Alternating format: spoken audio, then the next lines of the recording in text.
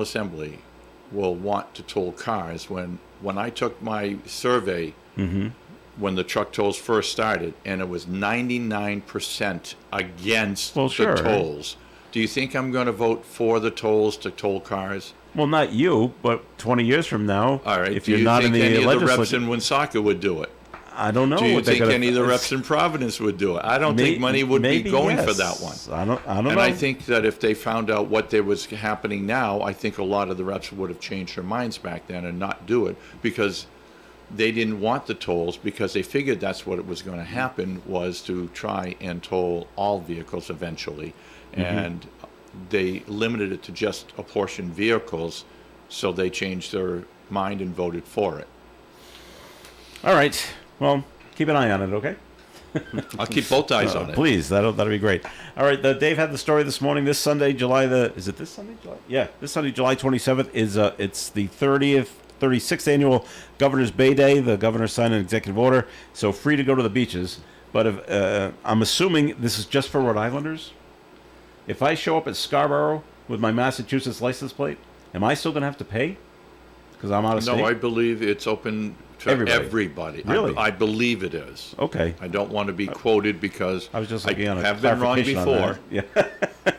Yeah. Mass people and Connecticut people come over and use Rhode Island beaches. So I just didn't know if it applied to them as well. So Connecticut's got some nice beaches, but I see when I go down to the beach, I see a lot of Connecticut vehicles at our beaches. So I guess we might have the best. I agree. Name a nice Connecticut beach. I've never been to one. We went to one. We just drove by one. We went to one down near New London area, I think. Yeah. And we were going. But boy, through if you there go to Misquamicut and Westerly, that's all that's there. Yeah. It's Connecticut I know. plates. We have, as I've told people, we have probably the best beaches on the East Coast in Rhode Island, because you can go anywhere from riptides Yeah. to very, very calm, shallow beaches Yeah. in a 20-minute span. All right, Chief. Let's talk about the city council got together as the liquor board for the city on Monday to talk about David's Kitchen and the restaurant. And from what I understand, the meeting went over 4 hours. And at the very end, they decided they are going to be closed this Friday and Saturday. It's a 2-day suspension. Okay, of their liquor license. What can you tell us, and be as specific as you can? What were the violations that were going on at David's Kitchen? Well, there was several different violations going on. One of the particular was not complying with the proper closing time. The liquor license he has is a 1 o'clock license. He's supposed to have all of the patrons out by 1:15 and all the employees out by 1:30. We had occasions at our offices not being called there, but even responded by and found people in the parking lot at 5 minutes of 2, went in and found as many as 20 people, and there was still liquor on the bar. Liquor on the bar. That was on more than one occasion. There's been a number of occasions where there's been disturbances in the parking lot. We've made arrests. Fights between individuals. At night when that group gets out, they're in the middle of a neighborhood, and there's houses all around there. The noises of people arguing, people yelling, people swearing. We thought we had brought him in June, and came to an agreement with him that he needed to clean up his act. There were several violations back then. He ended up. We put him basically on a probation period and told him if he had another violation, we would open up all these that we were here for that night, which we put in abeyance, and deal with them. Would have a new one that there was, and so that was the reason for us being there. We don't want to put anybody out of business. We look forward to working with people in business, and there was body camera evidence that showed even one of our sergeants had spoken to him prior to that, saying that there were problems. I know Captain Pickard had spoke to him prior to that. It's all about running a responsible, good business. He may be a nice individual. He may be trying to do his best, but his best is not good enough. They don't know what they're doing.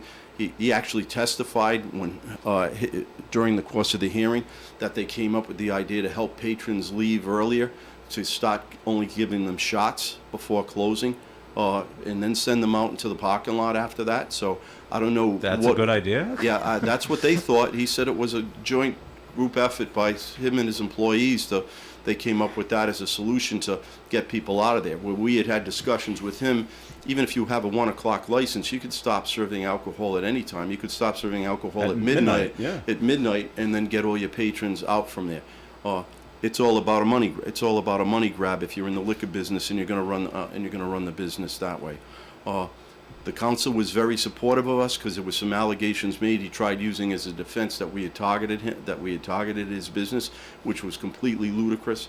The body camera footage of the officers that were there showed our behavior and interactions with him on numerous occasions, as well as the other patrons, and it was just very upsetting that one council person, in particular, bit on the fact that they thought that there was a targeted effort by the police, and it's just completely ludicrous for anyone to think that. The majority of the council spoke, the other 6 members spoke to that it was completely ridiculous to even make that assumption. It was clear on body cameras. So we hope he learns from the suspension. We hope he reaches out. And like I said, he's successful. I agreed to meet with him at the end of the meeting. He came over and shook my hand. I hadn't met him before, but Captain Pickard has had a lot of interaction with him as well as some of the other sergeants. The mayor offered to meet with him. I gave him my business card with my cell number and told him if he wanted to speak to me. I am not going to run his liquor establishment for him. But there's a set of rules that applies to all the liquor establishments in the city, and they apply evenly the same. We don't have any of those problems. We have a lot of social clubs. We have a VFW post. We have other businesses downtown that have liquor licenses, and we don't have anywhere near the amount of issues that we had with this place in the short period of time that they've been open. Is it if the people are just in the parking lot after 1 o'clock? Is that still the owner's problem? Yes. You've got to be out of our property. He's responsible for his property and the surrounding area to move his patrons out. They're a disruption to the neighborhood. And it was great that he had all of those people that showed up. He had a good community group that showed up in support of him and his business, which is great that he has that support. But those are and I'm not saying those people there, they may not, but your patrons are the one who are going to make you or break you in business. Their behavior, what you allow them to do, are going to do that. So if the patrons really want to help this businessman have a successful business, then don't fight. Then don't fight in the parking lot. Yeah. After the closing, get in your car. Don't put the music on loud. Don't have arguments, or don't start fighting with your girlfriend out in the parking lot. Get in the car and go home. Get in the car and go home. That applies to liquor establishments throughout the whole state. Right. That's part of the state law. Okay. And it's all spelled out. Just follow the rules. Okay. Bob, is David's Kitchen in your district? No. No? I didn't know if you received And I any didn't even know complaints. that it was open. You know, I knew there was some businesses in there. I didn't know what types of businesses in there. I didn't know if one was doing a catering business and just cooking out of it or whatever. But obviously, this is a full restaurant now. Okay. And Chief, you're okay with the 2-day suspension? We would have liked more, but again, we follow what the council, the council's wisdom. They made it clear to them that they gave him a break the first time with just holding everything in abeyance. Yeah. So now he's getting his second bite at the apple. If he comes back a third time, I would really think that, and I trust the council in their judgment. They're great people. They're great supporters for the majority of them of the police department. So we'll work with them and work with the business. Like I said, we want to be business friendly, but they have to follow the rules. All right, break time once again here at Coffee Inn. More coming your way. This segment of Coffee Inn has been sponsored by the Blackstone Valley Call-In Times. Whether you own a restaurant or an auto repair shop, you need as many customers as you can get. Every business does. Don't limit yourself to one newspaper. Get the power of 2 daily newspapers for the price of 1. The Blackstone Valley's Call-In Times deliver customers from all over the valley with just one phone call. Phone 767-8500 for twice the effectiveness over twice the area. The Call and the Times. Time for the weather forecast being brought to you by Dell Technologies. The National Weather Service is issuing a heat advisory starting 11 o'clock today to 8 p.m. tomorrow. Sunny skies today with a high of 87 degrees. Tonight, mostly clear skies, overnight low of 70 with a breeze from the southwest. Friday's weather, increasing clouds, hot. High of 94 on the thermometer, 103 on the heat index. A breeze from the southwest. Friday night, a chance of showers and thunderstorms. Only 67 for an overnight low with partly cloudy skies. Saturday, mostly sunny with a high of 85. Sunday, a chance of showers and thunderstorms, high of 83 with partial sunshine. Monday, mostly sunny and 88. Tuesday, sunny and hot with a high of 92. And on Wednesday, mostly sunny with a high of 89 degrees. Outside the Navigant Credit Union broadcast studio on the corner of Park Ave and Kennedy Street, lots of sunny skies and 71 degrees. The new Dell AI PC with Intel Core Ultra helps you fast forward through your busy work, leaving more time for you time. Get yours at Dell.com/AIPC. Krakow Deli Bakery Smokehouse offers authentic homemade Polish food to make your next meal special. Try our many varieties of hot and fresh pierogies with onions and what they call dirty sour cream. Or pick up golubki, kielbasa, babkas, or some fresh rye bread.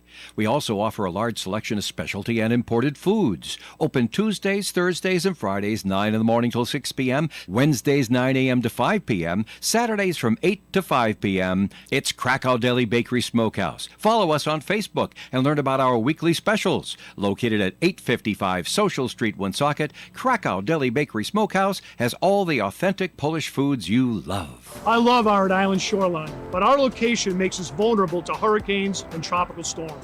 It's important to be prepared as best we can before the storm hits. You can help by knowing your risk, getting flood insurance, and being familiar with your evacuation route. Let's all do our part to be hurricane strong. The steps we take today can help minimize the damage tomorrow. Learn more at riema.ri.gov.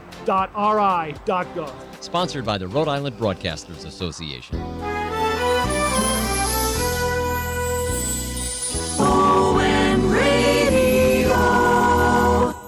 All right, it's Coffee In here on ON, AM, and FM. Thanks for joining us.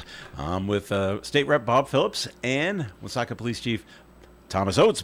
Bob Lauder and Sue Tesser McKenzie could not be with us this week, and hopefully they will be with us next week. But this segment of Coffee In is being sponsored by Attorney Bob Lauder. We got a message for Bob coming up, and as soon as I get it going right here, and here's Bob. When you need a skilled attorney who will fight for your rights, look no further than Attorney Bob Lauder of Woonsocket. If your legal questions revolve around estates or trusts, then talk to Bob. If you're contemplating a divorce, then talk to Bob. Attorney Bob Lauder has a calming demeanor, which is very helpful in legal matters. And Bob has more than 40 years' experience practicing law. Call Attorney Bob Lauder today at 401-762-4550, 762-4550. The Supreme Court of Rhode Island licenses all attorneys in the general practice of law. The court does not license or certify any attorney as an expert or specialist in any field of practice. It is Coffee In here on ON Radio, and just want to get this in. How about this guy, co-owner of this restaurant in Cumberland? Cumberland part of your part of your restaurant? I have a sliver of Cumberland. That is correct. This is probably not where it is. You don't have anything in High Street in Cumberland, do you? No. Okay. There's a restaurant on High Street. It's right on the corner of High Street and Martin Street. I think it's Martin Street. I used to live in the town. Okay. Anyway, it's called Annie's Pizza and Seafood. It's been a few things. Okay. But anyway, the owner of the restaurant was arrested. He was at JFK Airport trying to get onto a international flight to get out of here because he was extradited back to Rhode Island, sexually assaulting a minor.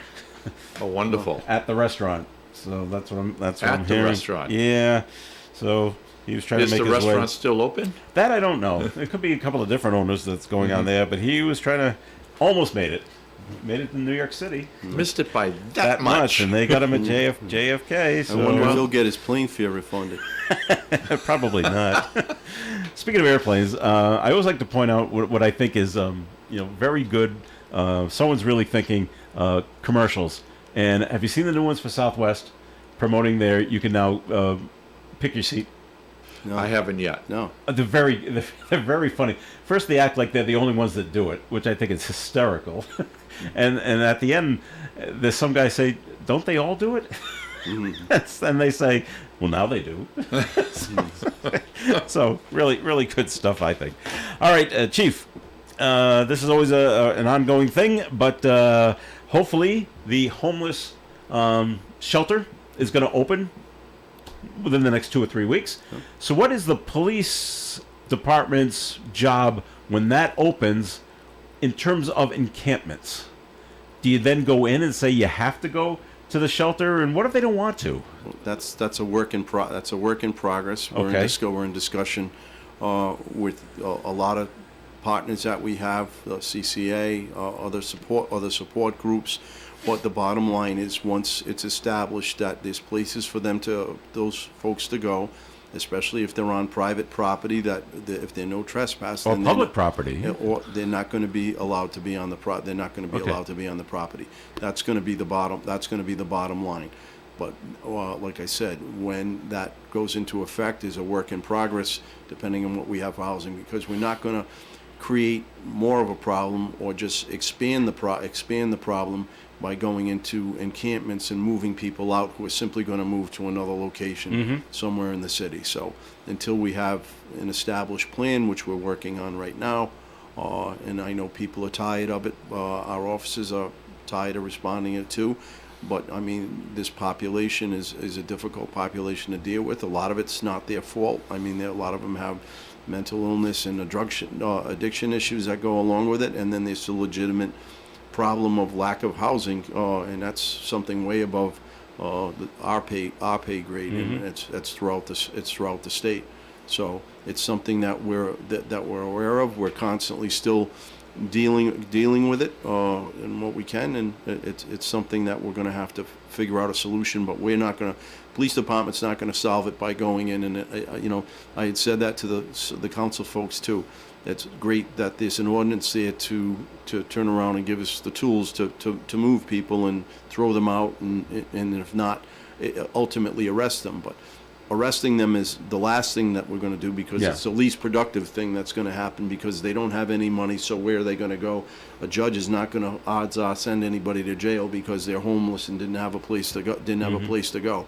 So all we're going to do is exacerbate the problem. So we're trying to come up with a solution with partners that can help us and all together get it, because it's not a police problem. It ultimately becomes ours, but it's a bigger picture problem. Have you had a chance to go over and take a look at the new shelter?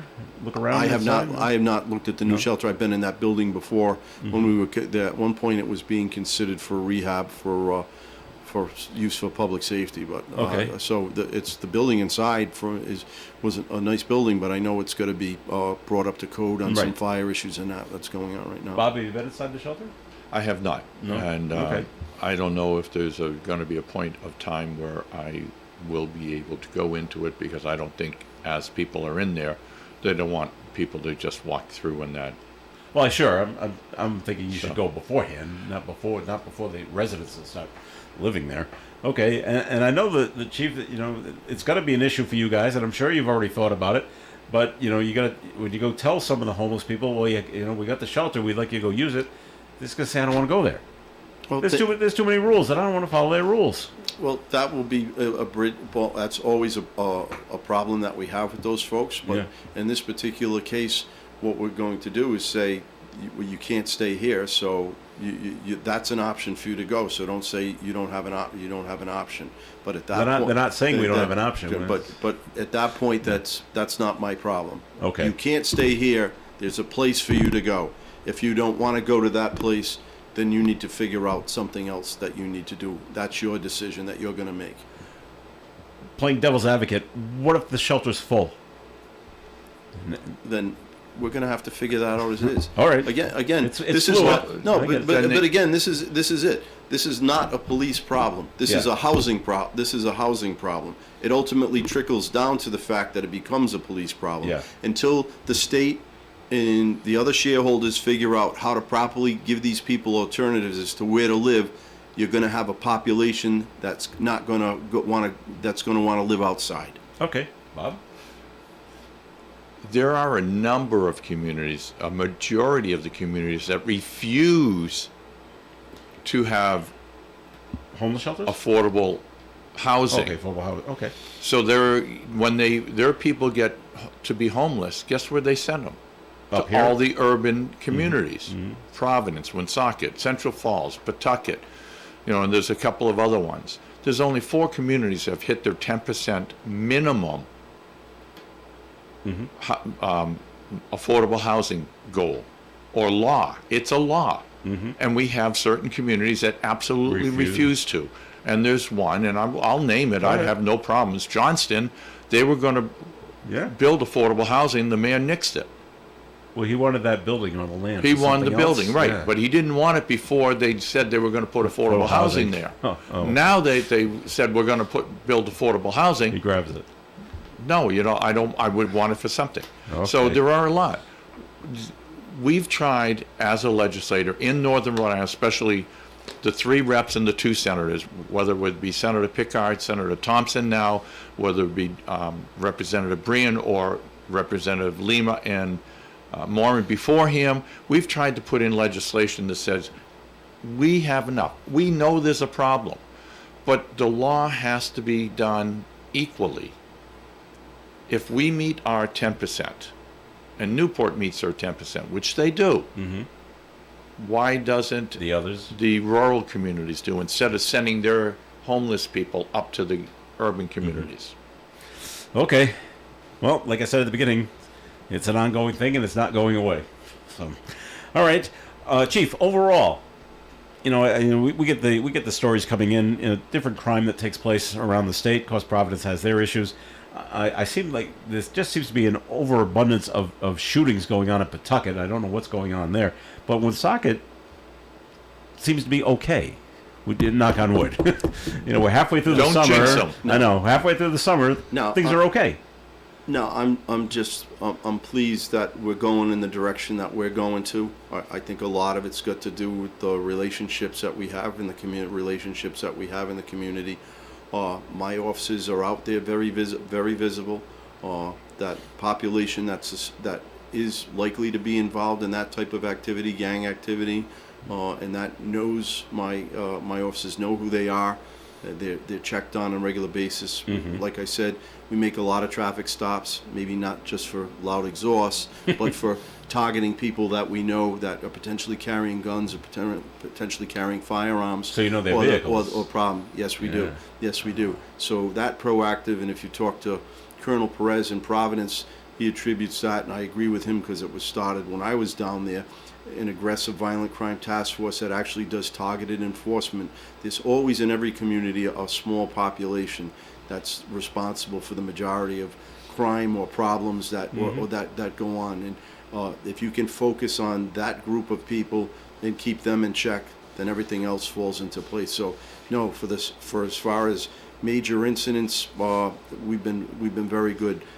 Things like domestics are something, unfortunately, that we deal with an awful lot, and that's something that, unless I put a police officer in somebody's living room, I don't know how I would prevent that. But right. I just for the manpower issues that we have, and my guys are being forced back a lot. I actually worked 4 to 8 last night, riding out in the car because to cover because we're short, to prevent people from being forced back into work.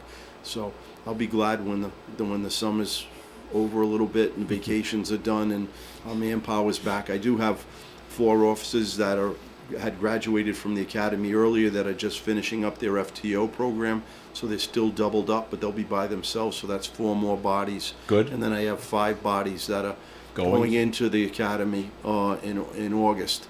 Good. But that's a step in the right direction, but I need more. Any more? So, just for people that do not know what FTO is, I think I know what it is. Could you Sure. Yeah, it's part of. So they graduate from the police academy, they get their certification, but then there's the hands-on application, which is with a field training officer, actually 2 field training officers, where they ride in a car and take on more and more responsibility at the scene of active calls, and it gives those officers, the new officers, a chance to get their feet wet and actually practically apply what they learned in the academy while being guided and observed by a veteran police officer. So it's good for that police officer. It's a good way to really learn how to do things right in the practical application. So do they actually go and say, let's say they pulled someone over for speeding or whatever, and so the veteran will say, Okay, why don't you take this? No, they do. Yeah, And I'll watch you. So it's different phases. So at the first phase of that, the first phase of 4 weeks of it, basically the recruit is only doing 25% of the work. Yeah. 30% of the work. That increases as it goes up. And the final stage is the shadow stage, where actually they're in the car by themselves. The senior officers in a second car by themselves, and they just follow them.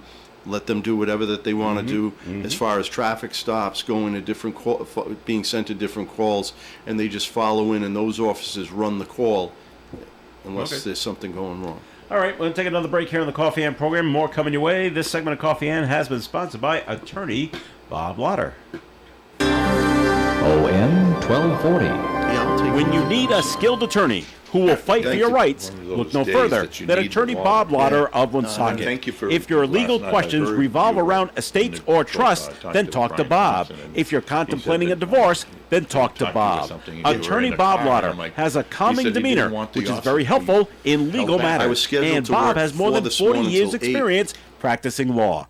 Call attorney Bob Lauder today at 401-762-4550. 762-4550. The Supreme Court of Rhode Island licenses all attorneys in the general practice of law. The court does not license or certify any attorney as an expert or specialist in any field of practice. Checking out the entertainment this weekend at Chan's Fine Oriental Dining on Main Street in Woonsocket. Little Miss and the Boom tomorrow night, Friday, July 25th, with their unique blend of swing, blues, and rockabilly, performed with trademark vintage vibe Little Miss. And the Boom keeps audiences engaged and enraptured for a wild ride of an evening. Get 3 hours of it from 8 to 10 p.m. tomorrow night, $20 in advance, $25 at the door. Then on Saturday night, they're back, boys and girls, through the doors. The recreation, the sound, the look, the feel of actual Doors concert so complete, it never ceases to amaze audiences. However, these guys behave themselves a little better than the original guys did. You'll enjoy it, along with great food from Chan's, $25 in advance, $30 at the door, through the doors, Saturday night at Chan's. 267 Main Street, Woonsocket, and remember, they always have fantastic food at Chan's. Do you have 3 ex-wives and your current trophy wife wants a life insurance policy 3 times the size of the policies you had to purchase for your previous mistakes? If so, you need to call Big Lou at Term Provider, 800-230-2777. Big Lou is intimately familiar with your problems, and if you're 50 or 60 years old and in reasonably good health, a $1 million policy should only cost about $100 to $200 per month. Big Lou may have a solution for your previous policies as well. You may even save enough money to lighten the load on your new $1 million policy. Remember, call Big Lou. He's like you, except he's only on number 2. Call Term Provider at 800-230-2777. That's 800-230-2777 for $1 million in term life insurance that you can live with. Call Big Lou at 800-230-2777. 800-230-2777. ON, AM, and FM. It's Coffee Ann on ON. Thanks for joining us here I'm Joe Callahan here with State Rep Bob Phillips and Woonsocket Police Chief Tom Oates. And so just to keep this in mind, Tom, I don't know if it's coming to the city of Woonsocket, but Miller Lite is having a promotion, and they're offering free beer around the country. The Milwaukee Beer Brand says it will celebrate its 50th anniversary next week by giving away 50,000 free beers at 450 bars across the United States. Giveaway will take place on Friday, August 1st. That's International Beer Day, in case you were wondering. Miller Lite says it will host a special New Year's Eve-style beer drop at a Milwaukee brewery on that day.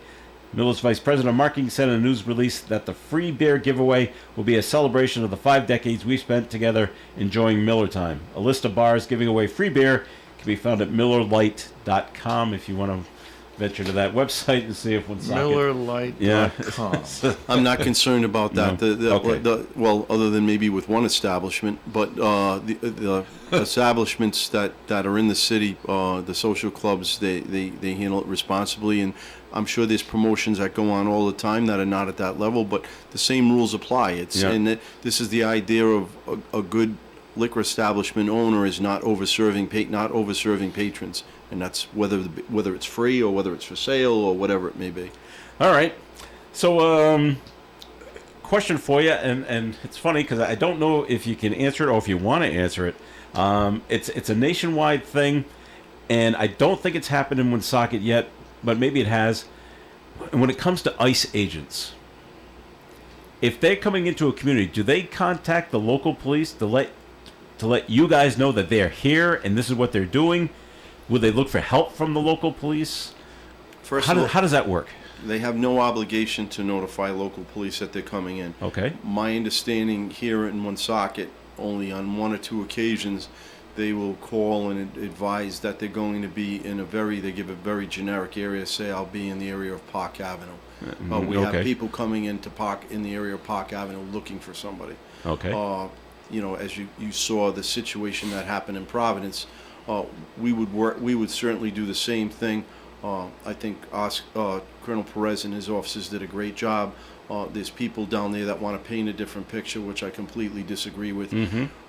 ICE agents. That guy was bad news. Yeah, ICE agents are doing what is their legal duties under federal law, and the difference is we in Rhode Island, the police chiefs were aware of it. There's the execution of federal warrants, which we would be by law comply to execute with them or go with them if it's a warrant signed by a federal judge, or if it's a civil action, we're not, and we're not getting involved in their actions at the civil action. But if it rises to the level, so a civil action can turn into a criminal action when the ICE agent goes to make the arrest and then is assaulted by that individual suspect, okay, or yeah. people in the crowd or whatever it would be. That then becomes potentially our jurisdiction, and we're there to keep the peace. Yeah. And that's what Providence Police were doing when they were down there. So the political winds in Providence, thank God, stay in Providence and don't go north here. So you say that they don't have the obligation to inform you, but would they? They, as a courtesy? They, like I said, they generically do, because part of it, to be honest with you, and I haven't talked, and we as the chiefs, we tried. As the Police Chiefs Association, I'm president of the Chiefs Association. Yep. We tried reaching out through different people to speak to some of the higher ups at ICE. They're not really interested in engaging in conversation, and I think some of the reason is they know that depending on what community you're in, they can cause headaches for the local law enforcement in those communities. So in some ways, they may be better off not having the conversation and putting them in, but they're not obligated to. Okay. See, I would think that they would want to contact you, because if they're going to, let's say they're in my neighborhood, and I'd call the police, and I have in the past. There's a suspicious vehicle around, and You officers don't know if they're ICE or not. correct, and I have had officers go through the neighborhood. And they stopped and talked to us and just said, yep, we're around because of this. I said, well, thank you. That's it. I just want to thank them for being around. They're doing their job. Okay. So if I would think ICE would want to at least know, we're going to be in your community in, as the chief said, such and such generic area, just so if they get a call that says it's a suspicious vehicle, they could let the officers know, hey, it could be possible federal authorities. Yeah. They have done that in the past, but I have no way of knowing if they were in. I would have no way if they were in here at 4 o'clock this morning, set up somewhere, looking at a house, and then came in and then just left. So you don't. So it's possible ICE has been in Woonsocket, and you just don't know about it. Certainly could have been. Okay. All right. I hope we don't have that many people in here that ICE would have to grab. Well, I would hope not. All right. How are things going, Chief, with your new deputy chief? Great. Been on the job, what, 4 months? 4 or 5 months? But he's a veteran police officer, came up through the ranks in the police department. Tom Coloro, all my deputy chiefs, Mike Lemoyne when I was first here, when we brought back the position, and then Tom Coloro after him, and now Adam Remick, very proactive, very good police officers. We work very well together. He's my right-hand man. All of them have been. They're very loyal to me whenever I ask for anything, and I don't expect blind loyalty from everybody. That we will disagree on different things, and which is I want to hear their opinions, and I ask my opinions of the whole command staff. I have a great command staff besides the deputy. I have Captain Pickard, who's in charge of my uniform folks, who's out there all the time, involved in everything, taking this homeless issue head on, and probably no one in the city has more interaction with the homeless than Captain Than him, Pickard. And then I've got Captain Cunanan, who's took Remick's position, taking care of the investigative division, and Norm Gallipo, who I credit for the department receiving accreditation. When I got here, we were able to get it in less than 6 months, when they've been trying for 5 years before to get it. Wow. So he's now taken over as captain in charge of administration. So I have a great command staff, but Deputy Chief Remick is great to work with. All right, great. It being the summertime and it's warm outside and like that, and I know a lot of people are going down to World War II Park to hang around the splash pad. Do you get any calls to come down there that there's issues of any kind? Very, very rarely. And what will every once in a while we will get, unfortunately, the call of summer weather and some of the population down there, someone who maybe had a little too much to drink or is maybe under the influence of something else. Yeah. But other than that, and because even that area of the splash park is really, if you're at the splash park or surrounding area, it's really confined to that caged-in area down there. So we don't have any issues with that. Nothing over at the basketball courts? No. Actually, I'm happy with the basketball courts. I drive by there often, and there is a lot of people down there. They have some leagues down there at night, and they all seem to be very well behaved, which is great. Yeah. We do not get any calls for issues down there. Whoever is in charge of those leagues Yeah. are doing a very good job, and I think they need to be complimented on how they do it. Yes, they have some music going, but they keep it at a level so everybody that's playing basketball and around that area can enjoy the music.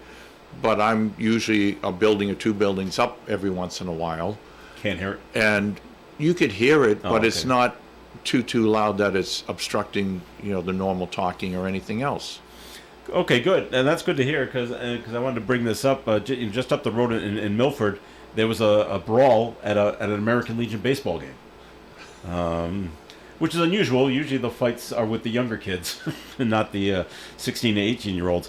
An altercation in the stands spilled onto the field during a playoff game between Milford and East Springfield. There were no reported injuries, no arrests were made. However, the Boston Globe reported police are considering whether charges should be filed against 3 people, including 1 player.